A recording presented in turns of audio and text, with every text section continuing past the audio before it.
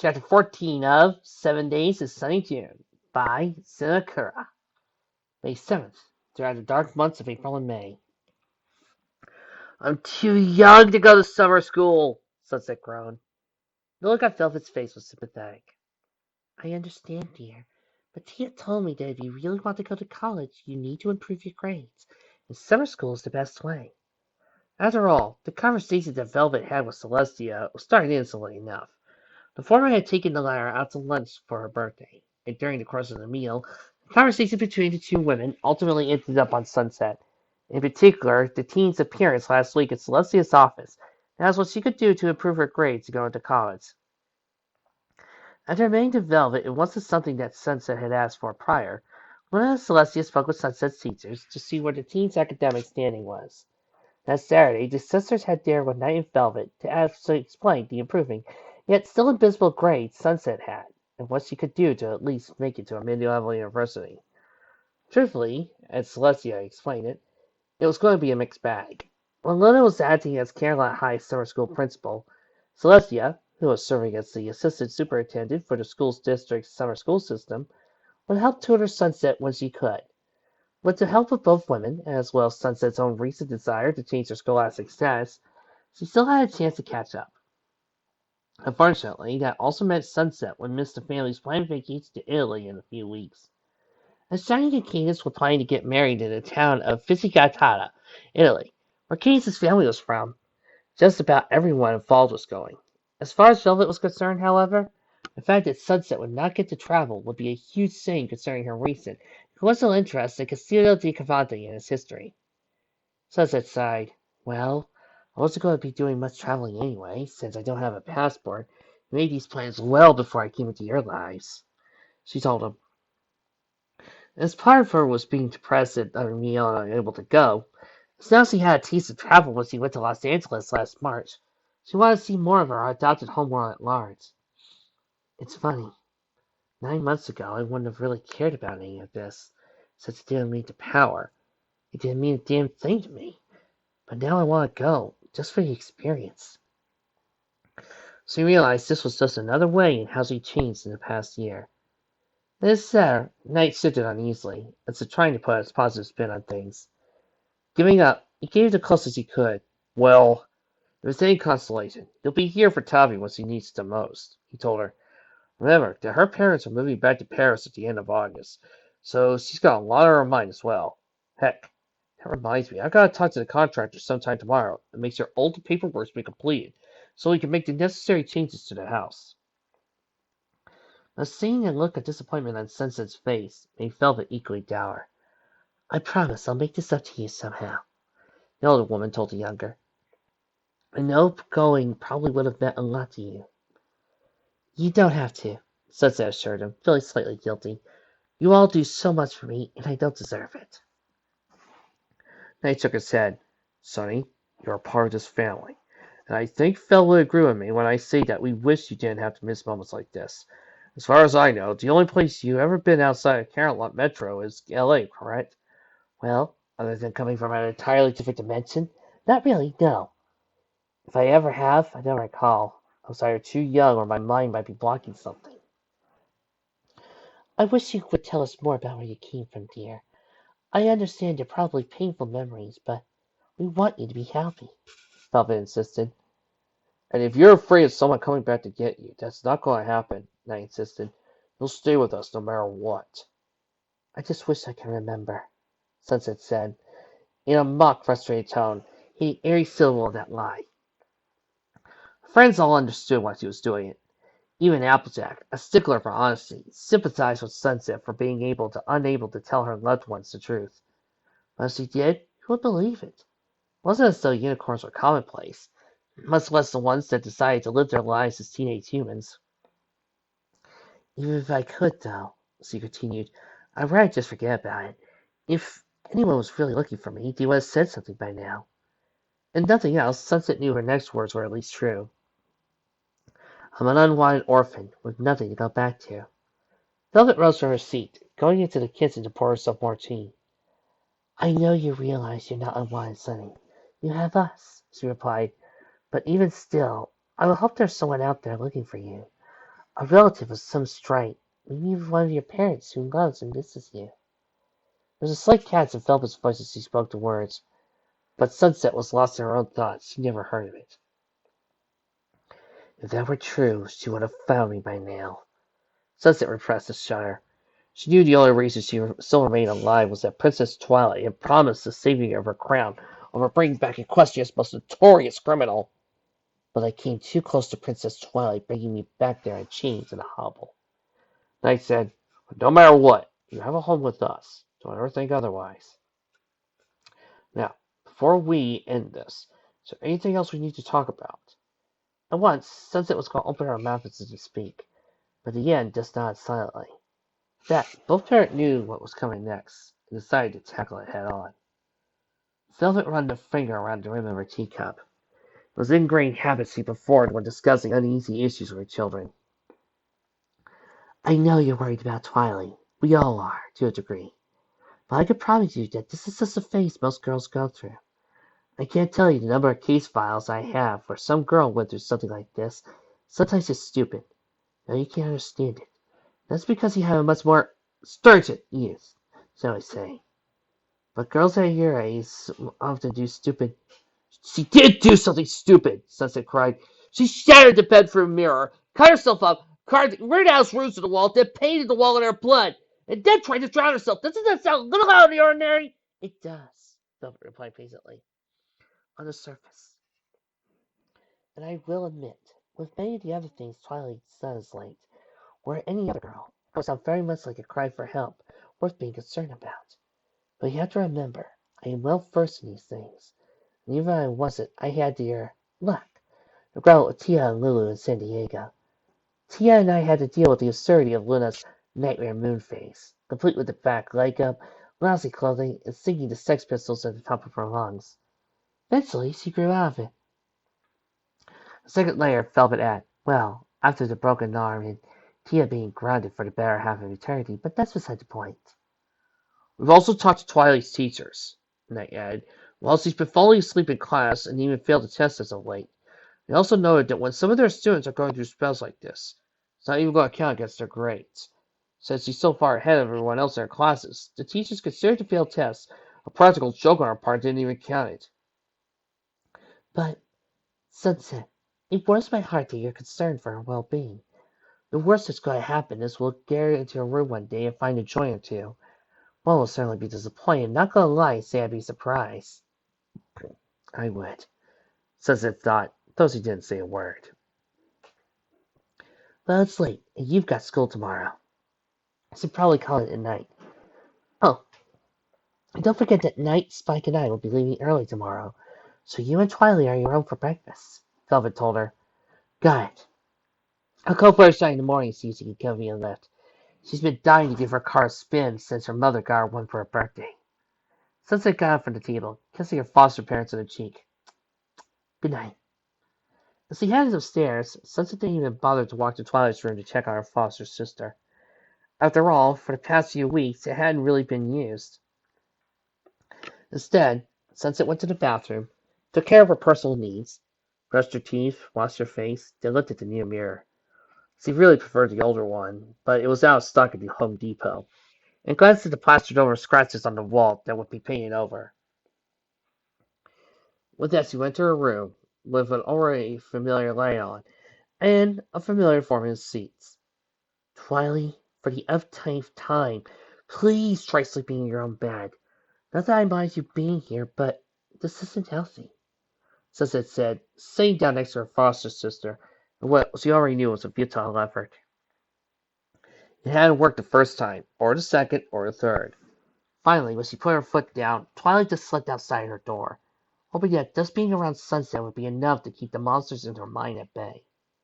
But for now, she sat down on the bed, looking haggard, as if she was almost as old as Sunset actually was.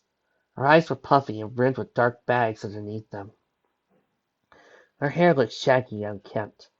If anything, a casual figure would have thought it was Sunset that lived a life here on their house, on Golden Oaks, and Twilight a refugee from the long-demolished warehouse. She finally turned to look to Sunset with wild, fearful eyes. Her only beautiful violet orbs smeared dots of fear. Can I? Sis, look, I have a test tomorrow and I need my sleep. The flame-haired girl began, knowing it was a lost cause the moment she opened her mouth. Nobody's gone. No! Twilight yelped. You don't understand! Every night! Every goddamn night! It's looking at me. If I close my eyes, it's going to kill me. I know it. Twilight, please. Twilight did sunset, utter fear in her eyes. What the hell was going on that was utterly destroying her? Why the hell weren't her parents worried about it? Likewise, talking to Keynes and Shine hadn't been much help either. Both of them were so focused on the other things going in their lives. Keynes had a large case that he was working on for the DA's office, while the case Shine assisting the Red Bluff PD with had just gotten bigger, so he was completely absorbed by that. Even Octavia, who had been incredibly stressed out, wasn't over much, preferring to spend as much time with her parents before they moved overseas. More and more, Sunset felt like she was the only one dealing with Twilight's currently shattering mind, and she was well over her head. Thankfully, she had one last card to play, what she had been working towards. Tonight, she was going to deal that card. It was the last thing that Sunset owned that tied her to Equestria, a grimoire she brought with her as a failsafe. For years, she had kept it not at the warehouse she called at home, but at school, in her locker, where she disguised it just as another one of her textbooks. But to the person who could undo the glamour charm on it, and likely not anyone present, you would be holding a copy of the Kafuya Stena Kano, a legendary spellbook compiled by Star Swirl himself. Even hundreds of years later, the grand majority of these spells were the most powerful ones around, and only the highest level unicorns could cast them. Even for former nemesis, the Alicorn Twilight Sparkle had probably made a few obsolete with her own creations. Sunset's copy had been a gift to Celestia. Another thing that brought her guilt nowadays. The fact that she was about to use one of his most powerful spells on the human Twilight Sparkle was another point of anxiety. Even still, it was just the fun of being up at 3 in the morning on a Wednesday to see if this last-ditch effort would succeed. Okay, let's see if I got this right, Sunset thought to herself. Laying in a 5-point pattern where around the room were 5 stones she needed for the spell. In Equestria, she wouldn't have had need of the stones, as her magic alone would have sufficed. But here on Earth, where things were vastly different, she had to improvise. She charged 5 gems of her magic over the course of a week, waiting until the full moon, when she was at her magical apex, to perform the actual spell. Of course, she was already heavily improvising, as there were a few gems that even as remotely pure equestrian ones here on Earth. Those that were costing an enormous fortune, she had to use as surrogates. The diamond was a ring that Twilight had received from her grandmother 2 years ago she rarely wore. The ruby was from a brooch that Velvet once owned, and it's just given to Sunset, as the woman thought it looked better on her. The amethyst was one of Candace's earrings she luckily left by accident the week before. The emerald was the easiest. It was a large, unpolished stone that Knight used as a paperweight in his home office, and given a gift from a Brazilian professor he met once. But it was a sapphire she was unsure would work. It was the screen from her cell phone, which might be a synthetic sapphire if thus completely unsuitable. Still, her phone held the magic charge, so she hoped it would work. On the bed, as still she could be, was Twilight. Sunset had used yet another sleeping spell on her, but that wasn't helping. A sleep spell offered neither the clarity of REM's sleep nor the refreshment of Delta-patterned slumber. I do love it when you mix science and magic! Ding! It was in essence no real difference for keeping one's eyes closed for hours on end. In Twilight's case, it only served to worsen her situation. But after this last spell, hopefully this would end the crisis, tearing her apart for once and for all. Closing her eyes and focusing on the moon, Sunset's hands began to glow with cyan power of her birthright. Bidden by her magic, the gems began glowing as well. 5 celeste fireflies in a room otherwise lit by the light of the moon. Clouds of magic began to break off of her aura, and the gems, settling on Twilight, and eventually covering her in a translucent screen of aqua, which soon vanished as it melted with her. The spell had taken an agonizing hour to accomplish, twice the normal 15 minutes. For the dampness of her brow, even with all the factors in her favor, there was still no guarantee this would work. Still, Nimble, nebulous, nonpareil, Nightmare Nullifier has to work. It's the strongest anti-terror spell there is. The spell wasn't meant to be used on children afraid of what was under the bed, or psychiatric patients suffering from nocturophobia. No, this was meant to repel direct mental assault the target was under.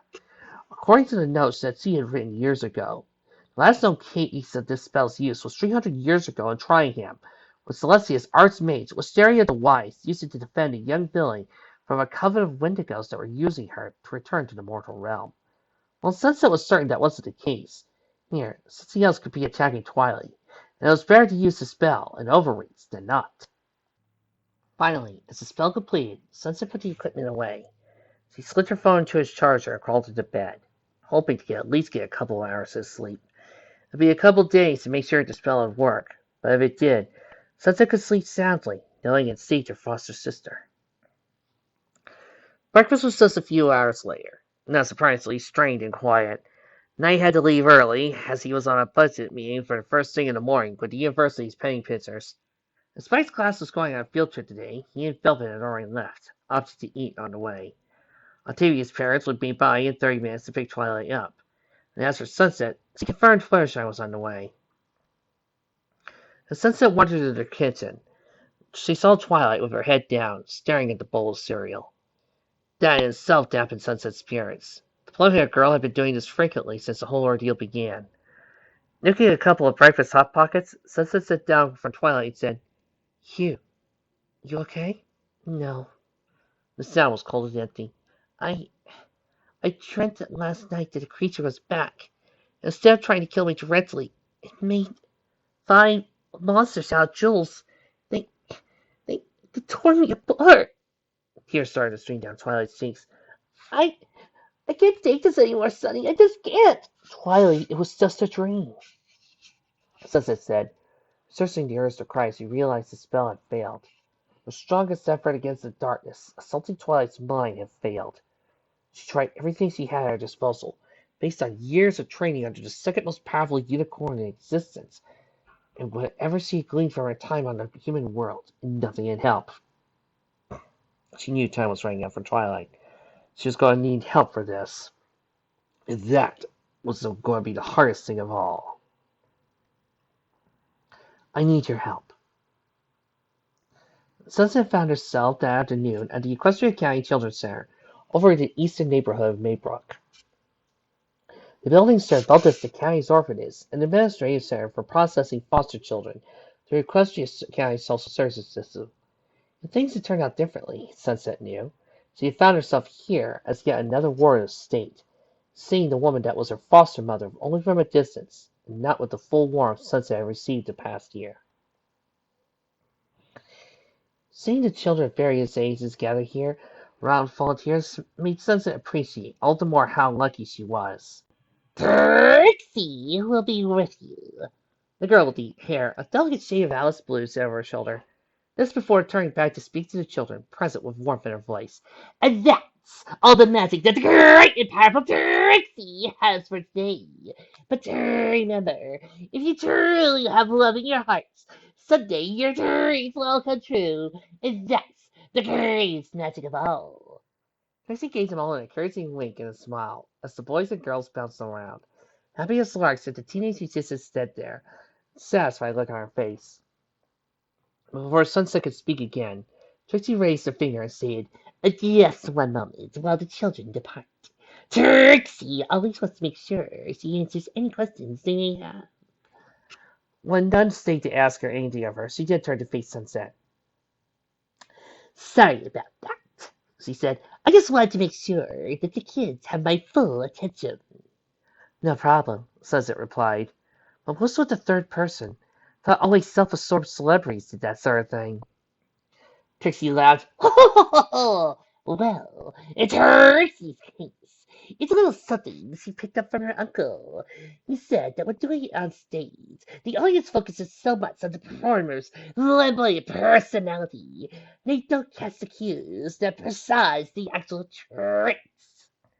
But when Trixie's smile disappeared, and with it went the bravado, leaving behind a shrinking violet of a personality. "So, What brings you here? Sunset steeled herself for what she was about to ask. Like I said, I need your help.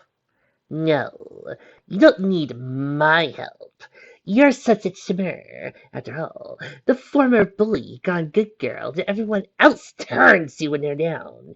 You certainly don't need my help at all. Yes, I do. You knew in a heartbeat what the gematria meant, but I didn't. Well, I just happen to know what gematria is. I'm not versed in it.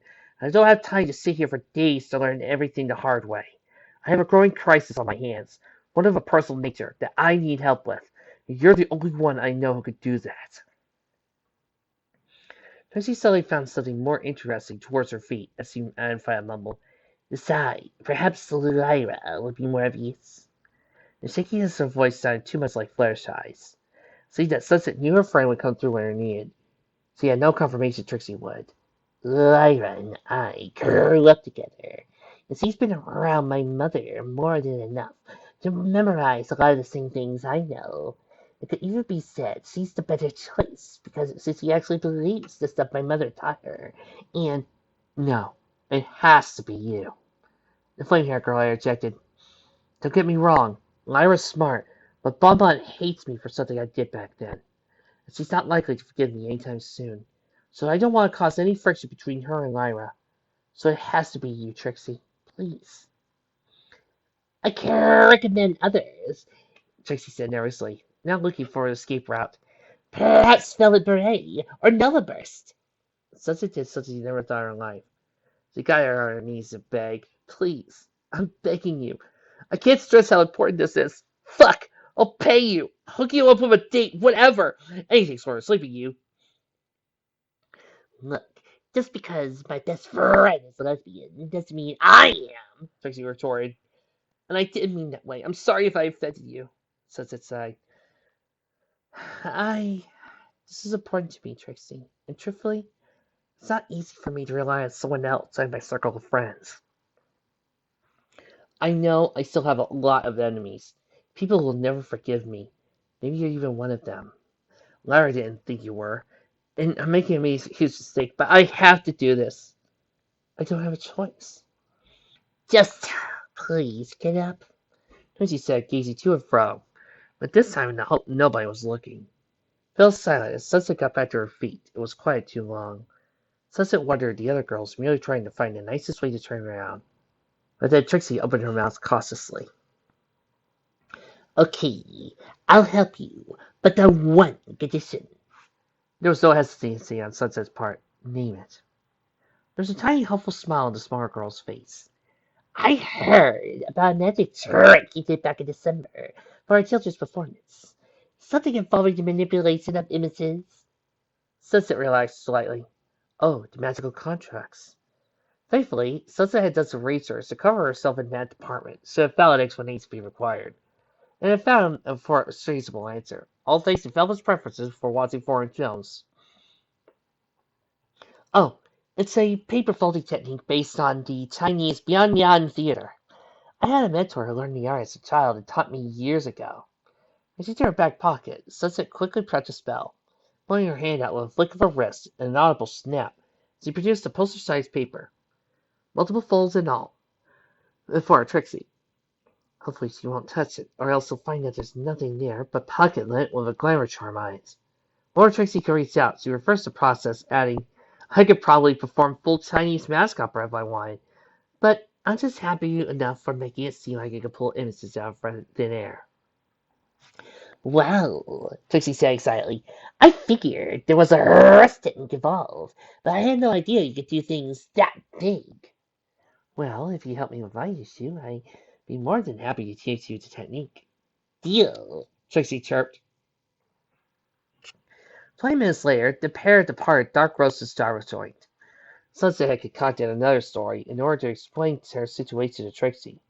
Now she was starting to feel like a black widow in the center of a massive spider web composed of nothing but falsehoods and deception. But she was willing to do just about anything short of returning to the person she'd been if it meant saving Twilight.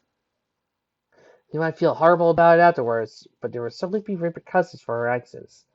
But better that than watching the person he was closest to fall apart bit by bit. So, let's see if I have this straight, Trixie said, switching from a frozen mug to one hand to the other. Your sister is under some sort of psychological delusion left over from the events from a couple of months back. And her psychiatrist thinks it's a coping mechanism based on magic. Yeah, Sunset said. At least her emotional distress regarding the situation was real enough. But as in real magic, the Age of Aquarius, New Age, Lord of the Rings kind of stuff. The tone in Trixie's voice was odd, to say the least. Sunset nodded, uttering a fake laugh. She felt sick about not telling the truth, and so it was a precursor for returning to the bad old days. Something she was femininely against doing. Yeah, funny, huh? You and I know that magic is just finger tricks and fairy stagecraft. Yet when someone mentions that Jim Taria brings a Ouija board to school for fun, it's been making Twilight freak out. Which is why the doctor thinks it has something to do with magic, mysticism, or something like that. Ouch! Sorry to hear that, Trixie replied sympathetically. Well, even if I hadn't wanted to know the Chinese folding trick, I still helped regardless. It turned out that kind of request. The beyond none? I thought you just asked, Sunset said. They took a drink from her own frozen mocha.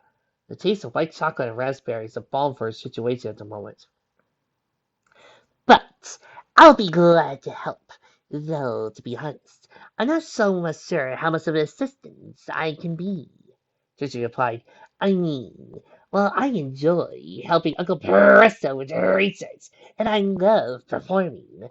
I'm not exactly sure I'm ever going to be able to perform on Broadway. For starters, most of the stuff I know well is just knowledge. While it might make me invaluable to fantasy, horror, and occult writers, it's not exactly useful for practical skills. Trixie took another drink of her mocha before adding, Besides, if I had to be honest, what you said last year about me being a braggart on stage, but with less of a spine to Fluttershy, you might have meant it in spite back then. You might not even have meant it anymore.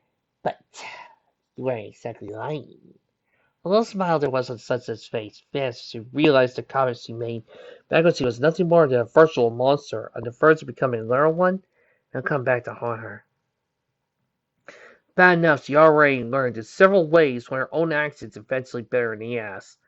The scars she still carried from last November's attack would be a lifetime to remember. But now, something she said was going too far more damage than she ever expected. It wasn't even her that was going to suffer. It was Twilight. Trixie, Sunset began. Notice she had to tread carefully. Don't take back what I said seriously. I may have meant what I said, but I was wrong. This past year, it's been an eye-opener. She never got to finish her sentence. It was cut off by a fist across the face. The flame-haired girl crumpled to the ground, into ice milk leaving a wet stain on her shirt. Trying to turn another friend of my friends against me, Shiver! An angry voice snarled. Sunset looked up at the speaker. Standing there with a haughty look on her face was one very angry, Vietnamese American girl, with soft curls almost perfectly split between Cobra and Fuchsia. Wiping what was probably blood from her lips, Sunset looked back at the girl dully. Guess I deserved that one. Sunset muttered. You deserve much worse, Baba replied with narrow eyes. Now get up! Unlike you, I prefer to fight fairly! To Sunset, the irony was palpable. Fair is sucker punching me when I didn't expect it. Trust me, you deserve much worse, Bonbon said, flexing her fist, and I aim to show you just that. To the surprise of both, Trixie stepped between the two combatants, asking, Bonnie, what's going on? Trix, stay out of this. It's between me and her! Bonbon seethed as he slid into a stance. Sunset recognized the martial arts stance of some kind. After lying to Shining about having training, she spent some time watching the Apple siblings practice Taekwondo in their backyard, so she could pick up a little about it. Whatever art it wasn't one Sunset was remotely familiar with. Well, time to get this over with. Sunset mused sadly as she stood up and dusted herself off. She really didn't want to fight, but she wasn't about to let Bonbon get in the way of stopping her from helping Twilight. I don't suppose then I'm sorry it's going to clear things up, is it? As if I believe you anyway, you lying sack of crap! Bonbon retorted. Besides, even if you did, it's too little too late. Then, in a kinder tone, she said to Trixie, Trixie, please move. I don't want you getting hurt because of her. But to the girl's surprise, Trixie continued to stand her ground. Not until you tell me what's going on. Bonnie, I just want to help. Do you remember when I had all those guys hounding me around this time last year? Bonbon said in a smoldering voice, as he pointed at Sunset and accused. Because she told everyone I was Sweetie Drops! Who? Sunset face palm. Not one of my fair moments. Besides, he said, Sweetie Drops, if I recall correctly, is the professional name of Tia Tulkyo, a Vietnamese, Go ahead and say it, you skank, Bonbon seethed. You didn't seem to have a problem saying it when you were telling every guy in school! Another thought came to her head and added, I have to wonder if you were trying to get me involved with that shit back in January. That posted a bunch for Sunset. You really don't want to piss me off right now, Bonbon, Sunset warned. I'm trying to apologize for what I did, but don't you dare accuse me of being part of the club. You even know the name. That should prove you're with them. Do you know how many girls got... Shut the hell up! You know nothing about the shit I had to go through to save my family and friends! Sunset snarled. Getting as close as she could to Bonbon without pushing Trixie away. The flame-haired girl snarled, This is a subject you want to drop, or else I will drop you. At that point, Bonbon lost her temper. Drop this! She shouted, throwing a fist without thinking. Fortunately, Trixie was still in the way. By the confessor realized it, pulling back was going to be too late. So it surprised everyone when Sunset was suddenly in front of Trixie in a flash, holding Bonbon's fist in her hand, an instant away from Trixie's face. Punching without thinking? Some friend you are. I wasn't aiming for her! Bonbon cried, a little shocked at losing her temper to the point where her girlfriend's best friend, could have been seriously hurt. I was trying to hurt you! You can't do that, Sunset replied in a somber tone, because I feel it every goddamn day for what I've done. The club's activities back in January, one of my best friends, my cousin, my sister were affected by all that. All you got was a little worry because of that earlier mix-up, which I wholeheartedly admit was my fault, but I had much worse. My ex-boyfriend, who I might add, was cheating on me the whole time we were together, trying to drug my sister so he could have his way with her. Sunset did use the opportunity to get straight to Bonbon's face. You want to hit me? Fine. I've already been stabbed by Gilda and Lightning Dust, since you remember that. And yes, I'm sorry I compared you to a Vietnamese porn star that looks almost exactly like you, though people don't seem to quite realize she lives in Hong Kong. So yes, I'm sorry. And nothing I say or do is going to make you believe me. I'm fine with that, because I'll never change your mind. But, Sunset ended the word intentionally, giving it emphasis, I'm here with Trixie, trying to find a solution for my sister's problem. I would do anything for her, and while I know I deserve to be wiped on the floor because of whatever righteous anger you have, I don't have time to waste. So, either hit me now, or get the fuck out of my way! Because if you're trying to block me while I'm trying to save Twilight, there will be two hits. Me hitting you, and you hitting the ground.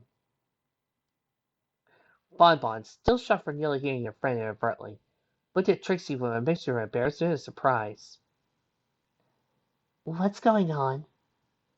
Funny, Trixie said, shaking tones of someone who just dodged a bullet. I seem to recall asking you that, Bunny. Bonbon pulled her hand away. Okay, you have 5 seconds to explain, she said to Sunset, and the clock is ticking. The look on Bonbon's face 10 minutes later was priceless. You're not pulling my leg on this one? Sunset sadly shook her head. No. Part of me thinks I deserve all this for what I did in the past. But I deserve it, not Twilight. And this time she wasn't lying. Why was it me? Why am I not the one being hounded by night terrors? Why won't it, whatever it is, leave her alone? She's not lying, Trixie said. I can read a person pretty well, and unless she's a sociopath or an actress. My bed's not a sociopath, Bonbon smirked. Bonnie. Okay, fine. But because my friend is sticking up for you, I'll forgive you. Don't think that this means I trust you, though. She offered her hand. Hey, it's a start, Sunset said, her blinking and shaking. But I always thought, no offense, that Lyra's the more mercurial of you two. And the more tomboyish, generally, Papa admitted. Considering you messing her, I'm guessing she already forgave you. And while I love that girl of mine, I also have a bit she's a bit on the naive side. Well, let's head to my place, Trixie replied. Besides, Lyra's probably there, since Mom just hired her. Bonbon facepalmed. Wait, she got fired from the music store she worked at? She didn't tell me that. Well, more like she got laid off when the place went belly up. Besides, Mom and Lyra are two peas in a pod. You know that. I have a feeling I'm going to regret this, aren't I? Sunset asked. Trust me, I've known these two since the fourth grade. I already do. Bonbon groaned. A few minutes later, the trio found themselves in front of a store. Specifically, the storefront entrance to Trixie's home upstairs. During the walk, Sunset and Bonbon had talked a bit more. And while Bonbon still seemed a bit standoffish, naturally it appeared that one of Sunset's biggest issues was about to be resolved, much to her relief. Sunset had told Bonbon and Trixie about her living situations. For a reason she wasn't sure, but in retrospect she was glad she did. Bonbon sympathized a little. While she lived her entire life in California in peace, her parents and grandparents had come from the old country. Her paternal grandfather had been an ARVN general that participated in the evacuation of Saigon long ago, while her parents met here in Caroline. Shit. The look on Bonbon's face was completely different. A few minutes later, Sunset finished her explanation. I didn't know. I didn't exactly advertise my status as a foster child, Sunset admitted, and I'm not about to fall in it as an excuse for what I did in the past. But in any case, apologizing to you has been coming for a long time now. Eh, I slipped you in the face. That should cover it, Bonbon replied breezily. So, if you're Vietnamese, what's with the French name? Bonbon rolled her eyes. Well, there's a reason they used to call it French Indochina, you know. My parents run a French-style chocolatier down on Butternut Drive. And to be honest, Bonbon's my secondary name. My first name is actually Kiadura, which is a tongue tripper if you can't speak Vietnamese. Oh, thank God I've been practicing Oriental languages. I see. Sunset, but before she could say any further, Sunset's attention was taken up by the painted sign in the storefront window. Wicked Wonderland? Trixie facepalmed. I say it's one of my mother's phases, but her whole life is a phase, she groaned. Mom thought the name was all mystical and full of positive vibrations. But the fact that Wicca practitioners are completely insulted by it doesn't seem to sink into her mind. Hell, we had Fluffy Bunny come in the other day and demanded the store change its name, or the local covenant is going to boycott the store. Does Velvet Brain know about this? Mrs. Bunny is her mother. I don't know. Either way, your mom's oblivious, and Dad thinks that any publicity is good publicity as long as we don't get our asses sued off. What does your dad do for a living anyway? Sunset asked. In response, Tracy pointed at the sign on the business next door. Cash flow, certified public accountant, and tax services. Dad was the black sheep of the family, Trixie said with a sly grin. Never could figure out magic. So, he learned how to make magic out of numbers instead. Come on, let's go in. Of all the parallel universes and of all the different Trixie family members I've met, I never expected one to be an accountant. Remember when it comes to Trixie, expect the unexpected. Yes, Trix. As the three entered the store, Sunset was immediately insulted by a bizarre, bric-a-brac nature of the establishment. The store smelled deeply, some say stank, of mirth and seconderdom. Various small marble and wooden statues of various religions were on the shelves, as well as dozens of religious books, most of them not a Judeo-Christian bent. A group of glass cases arranged in a square in the middle of the store showcased dozens of unabbreviated crystals and gems, from the $20 Crystal Energy Quartz and Pewter Dragon necklace to a 15,000 phone-sized Mystic Topaz, elegantly faceted and, as Sunset learned anything for rarity, worth far more than what the stone was actually selling it for. But before the flame-haired girl could utter a single word, she was immediately embraced, besieged by a woman with long, dirty blonde hair, held in place by both a bandana and a ponytail, almost touching the ground. She wore round, rose-tinted glasses, and was dressed in a burgundy, tank-on-seat skirt, with bassy piping and free-flowing red-hued skirt. She looked like a bargain basement version of that 70s singer, Mrs. Gypsy, and like the store, reeked of Mervyn Cadramon, with a bonus sentiment as well. Welcome, of you, my dearest Beatrix Paramore, she said in a melodious voice. Not waiting for an answer, she turned up on. Or have you created a couturier for yourselves? If so, I approve. Mom! Sunset is just a friend. From the look of frustration on Trixie's face, it appeared this was an old argument. A second later, Bonbon balanced to Trixie's mother's statement. It looked pretty much confirmed that. Oh, you don't have to hide it, dear. I've always wanted you to express yourself and find your inner soul.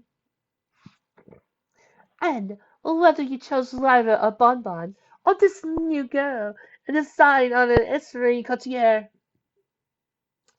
Mom, for crying out loud, I am not having sex with Lyra, Bonbon, or Sunset! Well, dear, you can't fault the mother for worrying about your late blooming era, when so many of your peers have already discovered their alpha or non-bonded selves.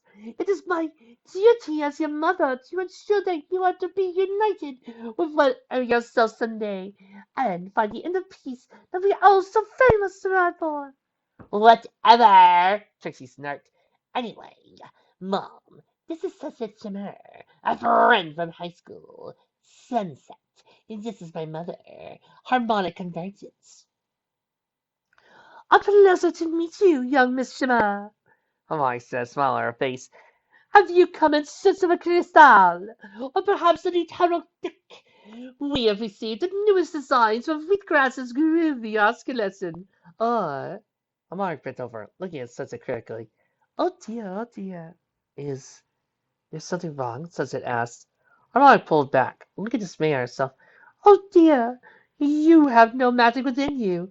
I see it as clear as day.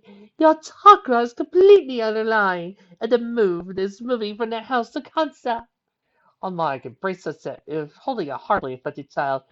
You poor thing! How could you survive this long without feeling the mystic force that envelops us all? Somehow I've managed, Sunset replied sarcastically, wondering if the woman were registered. Well, as much as I love to hear about all this, we do have some research for a project, Trixie told her mother. Do you know where the big book of Chimitaria is? Yes, it's upstairs on the kitchen table, Harmonic replied in a soft voice. Enjoy furthering your comic interludes, my dearest daughter. And Miss Shimmer, perhaps when you come again, we can give you a comic crystal infusion. Those are simply delightful for improving one's chi. Thanks, I think, Sunset replied dully. Meanwhile, Bonbon saw Lyra snatching boxes in the corner. I'm going to flirt with my girlfriend for a bit. I'll join you two upstairs later. See, I knew she didn't mean it that way, Mom! Not wanting to get further to this, whatever it was, Sunset wordlessly followed Trixie upstairs to the residential part of the building. There, seated at a dinner table that looked like it was fastened from a ring cutting into one of the smaller redwoods in Everfree, was a man who was most likely Trixie's father, based on the resemblance. Looking at him, Trixie noticed a huge contrast between Trixie's parents. Where Harmonic screamed flower child hippie leftover, Caswell, with his rugged looks, well-cropped green and bronze hair, looked very the kind of person who was the captain in the industry. He lifted from his work, removed his glasses, and for a second Sunset admitted he looked attracted. Great. No time for teenage hormones to kick in, she chastised herself. A wide smile came onto Caswell's face as his daughter went up to hug him. Hey, princess, he told her gently. New friend? Yes, and no, still not gay, Trixie said in a huff. Never thought you were. At least not with all the boys you talk about, he said with a smile. Do you know, your mother means well. She's, well, fluffy, Trixie offered. Dad, I love her to death, but they're not blind, you know. Again, fire this thing from my mind. Anyway, who's your friend? Another quick and more positive in Sunset's mind, round of introductions ensued, before the Alice-haired girl teen came to the crux of the matter. So, where did Mom leave the big book of Cimetaria? I left it on the coffee table, he told her. Doing more research for your uncle? Sorta, she replied. Turning to Sunset, she said, Go ahead and have a seat. Want a Coke? Sure, thanks, the flame-haired girl said, as Tracy went over to the kitchen. As Sunset sat down on the couch, she looked at the massive tome on the coffee table, probably taking up a third of the total size. To say the book was big was an understatement. Sunset had to guess on the size. This thing was about 3 by 2 feet, with a thickness of almost a foot. If she were in her unicorn form, forget about carrying the traditional manner of mouth. She probably had to exhaust herself by hefting it with magic. The coffee table must be solid oak to hold this thing. Yeah, amazing, isn't it? Trixie said from behind her. Sunset turned to see the teenage musician sit down on a tray with a few cokes, several packets of goober snacks, and the crackers and peanut butter snacks he was almost seen buying from the school's vending machine. It's about 150 pounds, at least 100 years old, and is a copy of the original of the Royal Mysticism Museum in London. Sitting down, Trixie opened the book. Hours flew by as the younger girl explained everything there was about the Assyro-Babylonian numerological system that had been absorbed in the Ka'aba and several other magical systems. As the night went on, the two girls must have consumed a 12-pack of sodas and quite a few goober snacks. Well, Tracy ate the majority of those, Sunset admitted silently. She didn't care for them herself. Eventually, they were joined by Lyra and Bonbon, the former of whom really did turn out to be just as informed on the subject as Trixie was, much to Sunset's surprise. After an order for pizza for dinner, courtesy of Trixie's parents, the ex-unicorn continued to get a crash course on a non-existent magic system that had been within humanity since time immemorial. Lyra occasionally butted in with some weird statement about a unicorn kingdom that sounded more like that Philly Fantasia TV show than her native homeland of Equestria, or even the ancient kingdom of Unicornia that preceded modern monarchy. Fortunately, it was something that Bonbon had many a time before, thus figured out plenty of ways to shine on her chatty girlfriend. Meanwhile, Sunset continued to soak up everything that Trixie, and occasionally Lyra, was saying, because it was looking more and more like the evidence was explicitly leaning in a direction, improbable or not, that would be the way Sunset would have to go. She already exhausted herself trying to find a way to save Twilight through any means she had at her disposal. Now she had to start the wild goose chase if there was a chance in helping. Sunset was totally awake from the sharp rap of a metal ruler being slapped against her decks. An arched voice above her intoned, Miss Simmer, you have made wonderful notes to strive your behavior from your previous year. Now's not the time to slack off. Please do not sleep in my class, or I will be forced to have to re-familiarize you with the concept of detention. Sorry, Mrs. Chalkboard. Blurry-eyed Sunset mumbled, looking up at the teacher. She left Trixie's house with a ton of books on various human magical disciplines, thanks to the generosity of Trixie's mother, who looked at the ex-unicorn as a truly wounded universal for not having the mystic oversoul that resides within us all, whatever that meant. Surprisingly, Bonbon had warmed up to Sunset almost as much as Lyra already had, much to the point that Bonbon had admitted there had been a silver lining to the whole Sweetdraw scandal, in that it made Lyra and Bonbon that much more eager to explore that part of the relationship. By the time she had arrived home, Sunset had decided two things. She'd done the right thing in apologizing to Bonbon, and she had learned a lot of things about Lyra and Bonbon that could best be described as too much information. Unfortunately, the remainder of the evening had not gone well. She spent the rest of the night using a speed reading cantrip that she developed during her younger years, and helped her grow through at least 5 of the 30 books before the evening was done. At least that had been the plan until Twilight had yet another round of nightmares. This one ending up going into the kitchen and returning to bed with a Sankoku knife. To protect herself, she claimed. Thankfully, or maybe not, given Sunset was now beginning to suspect large-scale issues affecting everyone but her, no one had been awoken by Twilight's screams, or Sunset's own when she realized Twilight come to bed with a sharp object. So, Sunset used the sleeping spell on her once more and fixed everything. Again. Needless to say, she got no sleep that night. Now, with the moon entering its waning phase, she could have risked using her magic on something as trivial as a refresher spell, in case something happened to Twilight again. But sleep had to come sooner or later, and she was never one for early mornings to begin with. Well, don't let it happen again, the teacher said and walked back to the front of the class, leaving Sunset to wonder if she was truly going to beat this crisis or become victim by its proxy. Psst. Sunset looked out of the corner of her eye to see Fluttershy, seated next to her, worried look on her face. You don't look good, Sonny, the chiffon-haired teen whispered. Are you okay, Miss Fluttershy? Dusty Tuckboard called for the class. Well, you are one of my best students. The same conditions apply to you as well. Fluttershy immediately froze, then tried to crawl into the crevices of her chair, away from the prim and proper teacher's gaze. Chalkboard then fixed her glare on the whole of the class and pronounced, Class may be out in 2 weeks, students, but that time you're still in school. It's still my responsibility to educate you, so please, focus. Sunset gave Fluttershy a brief glance that indicated he talked clear at once. With that, Sunset went back to trying to stay awake to focus on classes. Immediately, while she was deficient in UCS history for obvious reasons, she couldn't see what use whatsoever it would be for her in her future. At the same time, she also had to admit her life now permanently grounded in this world, and if there was any reason she would need it in her human adult years, she'd need to add it to the list of things requiring a change. A personal plan to once again reclaim her mantle as top student in the school. This had been during her education in Equestria. Besides, she now had a family she didn't want to disappoint. Here, Fluttershy said, handing a coffee to the half-dead. This to make you feel better. Thanks, Flares. Sunset said, relief before downing in crown joy, as though her life depended on it. I swear, trying to find out what the hell's going on is going to kill me. I'm getting no sleep, and even when I am, I'm serving either as a body pillow for Twilight or having to restrain her before she goes something insane again.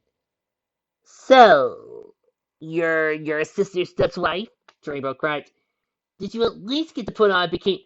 Rainbow! Fluttershy warned, glaring at her friend. For reasons no one can understand, when Fluttershy glared at someone, people tend to feel very uncomfortable at best, if not outright panicky. Nobody knew who came up with the nickname to stare, complete with the implied capitalization, but to all who had fallen into his gaze, it was an accurate assessment. Hey, I was just kidding. But seriously, Sonny, you look like shit, Rainbow replied, feeling a little bit guilty about introducing a friend to the museum. Whether or not Twilight's issue was related, seeing Sunset run herself ragged brought out a protective streak in the rainbow-haired athlete. I most definitely agree, though I wouldn't be as earthly as in my discussion of Rainbow is. Rarity agreed, her voice filled with sympathy. I haven't seen you in this bad a condition since when? Since the homecoming affair. Even during your hospitalization, you are much heavier than this, Sunset, my dear. You need to relax a bit, Sonny, Piggy added, her eyes radiant concern. Life is important, no doubt about that. We can't help her if you wear yourself out. Girls, Sunset said in a tone that added some desperate side, something is hurting Twilight. Something that can't be stopped by conventional means. Don't you think I would have done something else if I could? It's been going on for weeks. I warned out all my options. It has to be magic, and I'm the only one who could stop it. But no! I can't let Twilight down. I can't just sit here and watch her fall apart. Tears started welling in Sunset's eyes. But whether to do exhausted her grief, she wasn't sure. She didn't care anymore. You guys don't understand. I finally have a family now.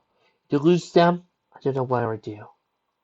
Elzek nodded. Yep, I can sympathize. Mom and Pa were in a car accident when I was about 9 or so. Doctor said they weren't going to survive. Well, thank the Lord they came through. I can't imagine what it'd be like to not have parents. Yeah, I know how you feel. But Sonny, Blair said, reminding her friend, you'll always have us. Don't think you're alone. Whatever we can do, you're our friend. So's Twilight. We won't let you alone on this, we promise. As one, the other four girls nodded without hesitation. Thanks, girls. The former unicorn said once more, glad as always to have the five in her corner. With that, she felt almost she stood a chance of being this, no matter the odds. Tavi, I can't believe you just said that! Such a hiss over the phone. We're talking about Twilight here! Sonny, you're overreacting, the voice on the airline retorted. And frankly, I don't know why the hell you're freaking out about this. Like Aunt Velvet said, this is just a phase. I know I went through one when I was younger because of my, well, and you went through one far worse than I did. Twilight's just late to the party, so to speak. But I tell you what you once told me. That's life, and you can't avoid it. A pause of silence filled a few seconds of time before Octavia spoke again. I'm sorry, okay? I've got my own issues right now. I'm trying to figure out what I'm going to move into the next bedroom in your place. Plus, I want to spend as much time as I can with my parents before they leave, because I don't see them as enough as is, and Skype is a poor substitute for having family around. Fine, Sunset growled. Part of her wanted to be furious with Octavia's callousness, but part of her knew her friend and near cousin was better than that. Octavia always used earnestness and sarcasm as a defense. Not only was it something that wasn't going to change overnight, Sunset knew better than anyone, but she was probably going to feel a little left out of things, given how close she and Twilight were.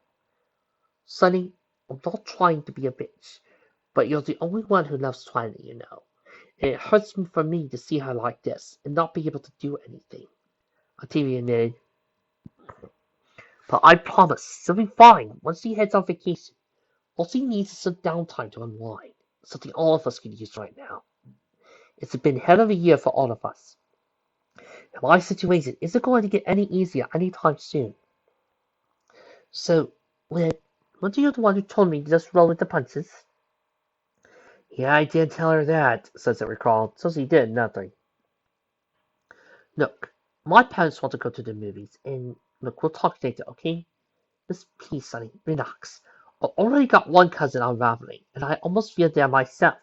I don't need you to go big fucking on me as well. Okay, talk to you later then. Sunset clicked to the end of the line. Slipping the back of her pocket, she went back to the waiting tables. It was a slow day at Sugar Cube Corner Cafe, or else she wouldn't have had the time to call. Problems at home? Basilford asked. With both Pinky and Mrs. Cake not scheduled today, that left the two of them pretty much to run the place, while Mr. Cake was doing the paperwork back in the office. Yeah, just a few, but nothing I can't handle. Sunset replied with a smile. That's good. The forehead girl looked down at her swelling belly. Young life nestled within. I want this little one to grow up as tough and reliable as her. Or his, Auntie Sunny. Basilford said with an affectionate smile that soon disappeared as he added, It's just too bad he won't have much of a father to rely on. Sunset caught the tone immediately. Need me to talk to his royal dickheadedness? Basil shook her head. You're right, Sonny. Flash isn't the person I thought he was. I know he didn't want to be a father, but I thought he at least the fact that I was going to keep the child might bring him around. But that was just so stupid of me. And all I'm going to be is just another unwed teen mom. Not another one. Sunset said with a grin. One with friends who care about you. Yeah, totally. A familiar voice said behind you. Oh, speaking of which, we got the baby shower set for July 12th. My aunt and uncle insisted on closing the cafe just for the occasion, and we're going to have everyone over. Basilford giggled softly. You'll have to, Pinky, really. Actually, if you want to thank someone, thank me and Wet and Wildfire. We both insisted on it. Pinky suddenly trailed off as he looked out the window and gasped. Someone was standing in the middle of the street, as if playing a deadly game of chicken with the cars. The person swayed back and forth as though he, or she, it could be female, Sunset admitted, was intoxicated. And given that they weren't likely in the best of conditions to tell from right from wrong, suicide from wisdom. The person wore a pristine white hoodie covering his or her head, but it was likely going to be stained with his own blood soon if someone didn't do something. Basilford gasped suddenly in shock. but Sunset reacted instantly. Racing through the door, she sprinted towards the person, hoping to pull him or her out of the street before he got pancaked. As Sunset got closer, she realized the figure was really a girl, after all, given the body frame. She didn't seem to care that she was at risk for being killed by a car at any moment. That was bad enough. But Sunset got close enough to see a tricolor like the hair, of all purple hues, poke out of the hood, her heart went into panic. Finding the ice water now rolling in her veins, she pushed herself even harder. Just then, a semi lumbered towards the girl, unable to stop. The girl in question didn't have time to move. Sunset grabbed her and did what the only thing she could think of. She began casting teleportation, a major level spell. She didn't have the strength for it, she knew. Through all these years, she was restricted to just the most basic of spells. Was she trying to cast something stronger, like the mid-level spells she used to identify the members of the club? That drained her most of the day. While teleporting was something only the most powerful unicorns could accomplish. Fortunately, she was one of those. Here on Earth, where there was no standing humanity she could draw from, it was suicide at best. But a life was at stake. There was no choice. She couldn't duck two people under a semi. Closing her eyes, she could hear the squeal of the truck hitting the brakes. She let the magic flow over her body and that of her counterpart. The cyan air she poured through both. In the fraction of a second, they bounced. Across the street, hard against the pavement. To a casual onlooker, it looked as though Sunset had a near burst of inhuman speed. Freakish, but not unheard of. It crashed just while on the pavement. In Sunset's eyes, the world spun. The edges of her vision in a dance of red haze before she passed out. Sunny! Sunset opened her eyes. More along the lines, she was awoken by drops of water splashing on her face. Took her a second to realize they were tears. Took another second to look up at the face they were coming from. I almost killed you! Oh God, I'm so sorry! Twilight moaned, as fiercely hugged Sunset, crying up a storm. It was supposed to just be me, Sonny! Just me! What? Sunset's brain shut down as her foster sister's words echoed in her mind. Twilight had just tried to kill herself, and it only been Pierre's fraction of luck that Sunset pulled a rabbit out of her hat. She felt sore as she ran a marathon, as she wanted to vomit, and likely would if she moved. But none of that mattered compared to the confession Twilight had just made. Why? Sunset was too burnt, too exhausted to be afraid or angry. It wasn't so she didn't care. Quite the contrary. She couldn't bring herself to summon the strength for an emotional outburst. Because it's going to kill me, Twilight sobbed. I can't sleep anymore. I'm afraid every moment. I can't focus anymore. Sonny, I want to die. It's the only way I'll be free. No! Sunset grabbed Twilight by the shoulder, shaking her violently. Don't you dare say that, Twilight! Don't you do this to me! She moaned, first breaking down herself. Twilight wanted to kill herself, and it had only been by a miracle Sunset had been able to save her.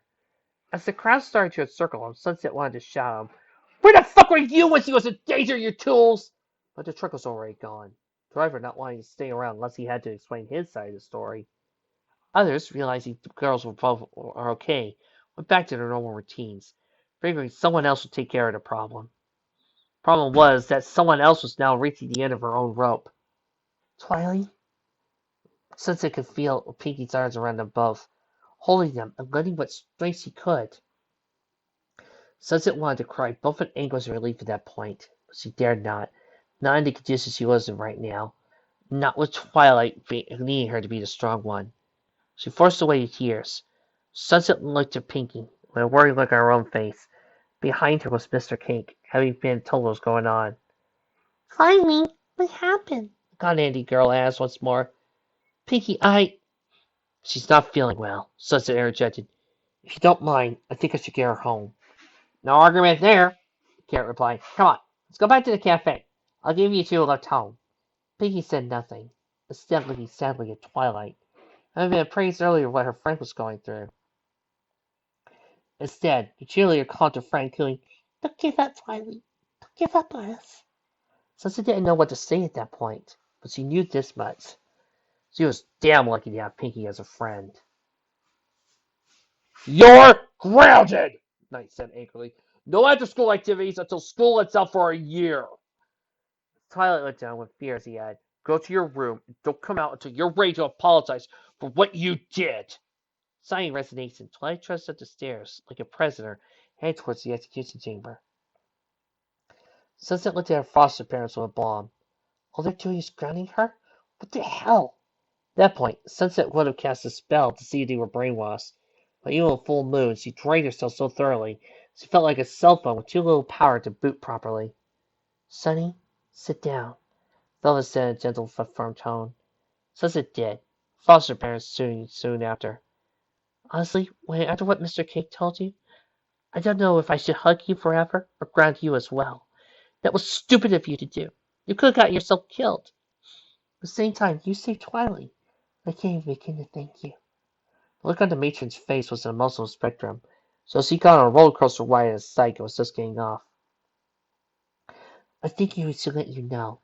We went through her room today, but didn't find any drugs or alcohol. We asked the school to go through her locker there as well.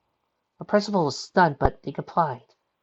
I've also asked Evening and Belle to go through Tavi's room too, since while I don't think she's involved, I do know she covered with Twilight if anything was happening. Obviously we don't suspect you, but we'd like you to check the house while we're on vacation. There are plenty of places she could have had anything. Obviously she's a smart girl. But she just tried to kill herself! Doesn't that mean anything to you? Sunset broke down in tears at that point. Both for the universal drains and confusion was going on. It's why we're grounding her, dear. Velvet got up and embraced her foster daughter. I know it seems odd, but you have to trust we're doing the right thing, Sonny. We're not just going to let this go. White's still seeing a counselor for the January incident. While that was supposed to be wrapping up at the end of the school year, we can rest testing could be continued when we return to vacation. Maybe Twilight just needs someone else to talk to in order to get this off her chest. And she suggested, there are always things you're afraid of to talk with your family. You can't bring yourself to say no matter what. I guess, Sunset replied, not wanting to think about the things she was hiding from them at the moment. But no matter what, Sonny, we're proud of you what you did today. Don't forget that, he told her while Velvet gently kissed her foster daughter on the forehead. I won't, Sunset said, her heart sinking.